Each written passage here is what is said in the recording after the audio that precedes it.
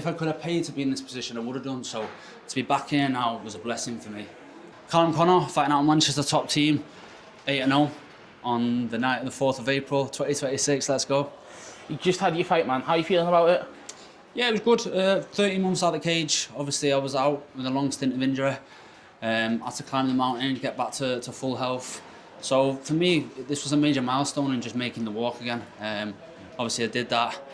Faced a little bit of adversity, but like I say, every fight is a different puzzle.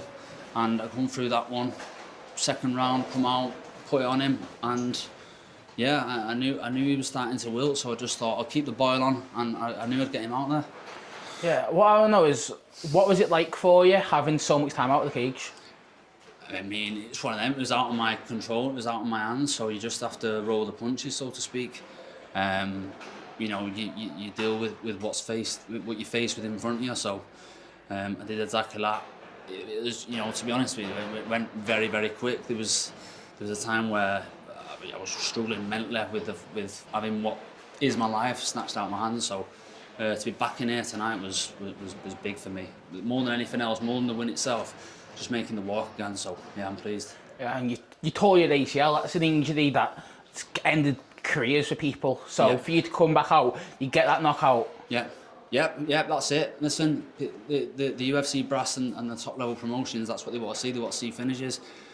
You know, I'm not saying he was a world level operator, but I'm facing world level opposition in the gym every day. So I think what I was trying to do was work him out a little bit too much, when really, in actual fact, he wasn't that level on the feet. He was awkward, and those guys are hard to deal with. So that was more of a puzzle than what I actually expected. And those are harder guys to deal with. So, like I say, I come through it, and we move on to the next one.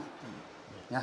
What I want to know is, what was harder for you? Was it that time out of the cage, or was it the camp and the build up to the fight? Nah, listen. Rewind 10 months to a year. I prayed to be in this position. If I could have paid to be in this position, I would have done. So to be back here now was a blessing for me. Yeah, it was a blessing. It was good to be back. Yeah, and then obviously it was a difficult fight for you. It didn't make it easy. Tough first round. Like, what were your thoughts on how the fight went? Yeah, I mean, listen, you know, I think in the past they've been accused of probably trying to be too perfect.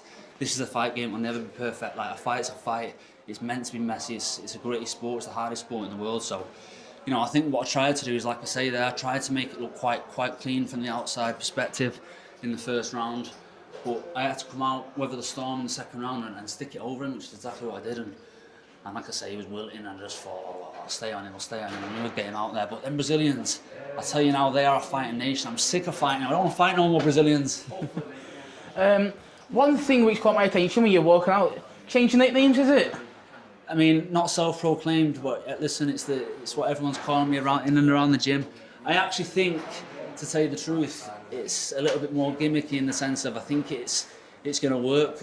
I think it fits, yeah, especially as I move on above and beyond, and I go to the likes of the UFC. That's a bit of a staple. It's a bit of a trademark, so to speak. And I think I fit the persona. You know, 007, stealth attacks, slick. And I kind of embody that, I'd say. So it's cool. I'm rolling with it. I like it. I didn't really like the future. Again, I didn't pick that, but we've heard that, Ian Gary. I am who I am. I'm something else, and I think it's unique. I like it.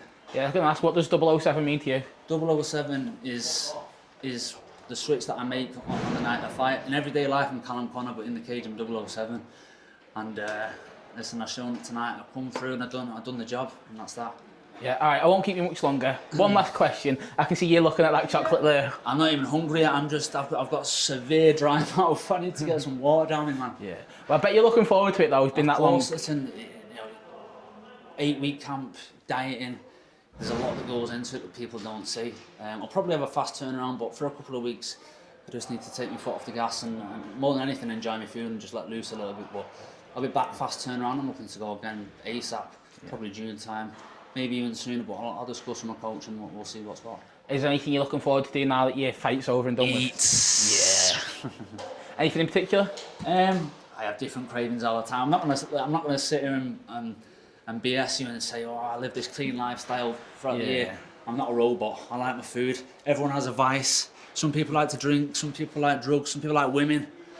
I like food, so listen, I'm looking all sorts of skinny now, so I'll get out here, go for a nice steak. I told you, I carve him like a prime picanha. I'm gonna go to Fazenda on Tuesday and have a nice picanha, so yeah, that's that. Yeah, can't go wrong with Fazenda. Right, last one for you then. If you had a message to say to anyone watching, what would it be? Listen, I'm on my journey. If people want to tune in and watch, then tune in and watch, but I'll say something now is you'll be forced to watch whether you like me, whether you don't. It's hard to not keep your eyes on me. I've got the good looks, I can talk the talk, I walk the walk, and I do the business, and that's that, and I'm about my business, so soon to be in the UFC, soon to be the creme de la creme. Yeah, I mean, 8-0, there's not much more for you to do. Undeniable. We just keep rolling, we keep pumping out the wins, and this is a performance-based sport. Yeah, it's about winning, and that's what I'm doing every time. It doesn't matter how I do it. Like I say, per every fight is a lesson, and for me, it's just about it's patience and perseverance. Keep getting the wins, and just staying on the path. Listen, I live the life, live, eat, breathe. Do it all. I do it all, and I live the life. This is my life. I don't do nothing else. I don't really think about anything else. Maybe a little bit of food, but other than that, this is what I do. And I'll go till the wheels fall off. I will get to the top. Mark my words. Yeah. I'm saying it now. Well, I mean, everyone who knows you knows. Even whilst you weren't fighting or sparring, you were in the gym every day. Well, I'll say this, just touching on what I just said there. People look for. They want perfection. I've just proven there that I can face the adversity. People probably look at me and think, he's a little bit of a pushover. At face value, that's probably what I look like. Probably look like a bit of a soft kid. Maybe not the ears, the nose is starting to go a little bit now. Losing the good looks a little bit. But, I come through adversity. When you're going through those moments and someone's on your back, and a guy who's good on the back and that's where he's proficient, you have questions in the mind. You think, I could maybe take the easy route out here. He was cranking on my nose. Honestly, I thought he was breaking my nose. But I come through it, I thought I'll bide my time, I'll come out the second round, I'm going to put it all over him. And I made it dirty, and I did what I had to do, and I won the fight. I mean, he didn't want any of it in that second. Exactly. He was refusing to stand up and everything, wasn't he? Exactly, listen, he was wilting, and I butchered him. Carved him. Right. Thanks, lad. Let's go, thank you, mate. Appreciate that. Top one.